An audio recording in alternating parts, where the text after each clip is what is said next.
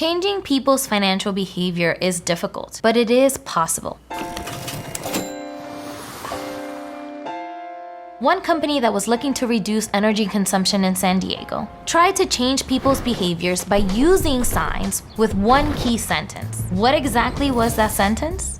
Well, it turns out that signs about protecting the environment, or looking out for future generations, or signs that focus on the amount of money that people will save were not effective in reducing consumers' energy consumption. Instead, the message that worked the best was a simple one that read, "The majority of your neighbors are undertaking energy-saving actions every day." A similar message, focusing on what our neighbors are doing, was used in the UK to incentivize British taxpayers to pay their taxes on time. That simple change, pointing out what other people are doing, led to an increase in collections of about 29%. Psychologist Robert Cialdini, who worked on both of these studies, calls this phenomenon social proof. He says, people look to what others do in order to guide their own behavior.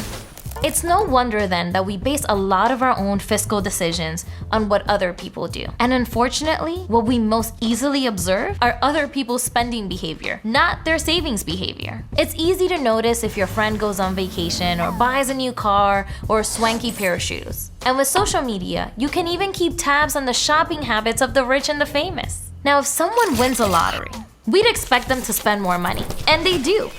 But what's really interesting is what happens to their neighbors. A recent study found that close neighbors of lottery winners are more likely to borrow money, spend more on goods, and eventually declare bankruptcy.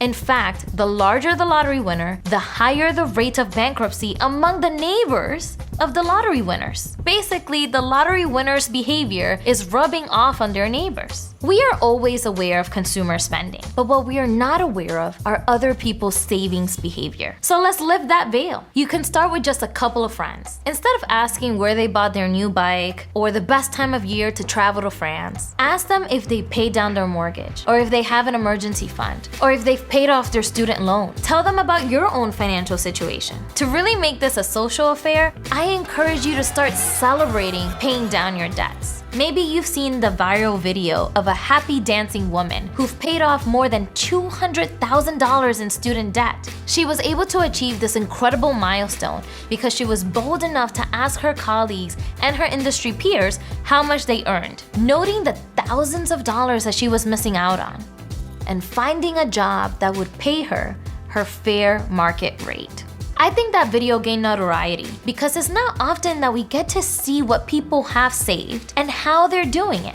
But it shouldn't be so rare. By having check-ins with your friends, you can help make a trend. I remember when I paid off my student loan, I wish I would have celebrated that milestone with friends. But at the time, I too was brainwashed into thinking that I shouldn't talk to my friends about money, that it was a scary, taboo subject. Don't be like me. Start the conversation today. Research has shown that our social bonds make us healthier. It's time to harness your social ties to boost your financial fitness too.